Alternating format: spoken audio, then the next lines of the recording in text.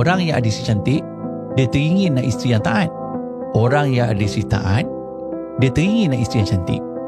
Orang yang ada suami cukup makan, dia teringin suami kaya. Ada yang suami kaya, dia nak suami yang baik, lemah lembut, beri perhatian kat isteri. Orang yang kahwin, dia nak cerai. Sedangkan orang yang bujang, dia berharap dia kahwin. Yang muda, teringin nak cepat jadi dewasa. Yang tua pula, dia harap dia boleh balik masa lalu. Orang yang tak dikenal, dia teringin nak jadi famous. Sementara orang yang famous, dia nakkan privacy dan kadang-kadang dia harap orang tak kenal dia. Orang yang miskin, dia nak kaya. Orang yang kaya, dia harap dia dapat balik semua benda yang hilang sebab dia kaya. Masa dengan family, dengan anak-anak, tak gaduh suami isteri sebab bisnes. Hidup orang lain akan sentiasa nampak lebih indah. Tapi seteruk mana pun hidup kita, ada orang lain yang teringin nak hidup macam kita.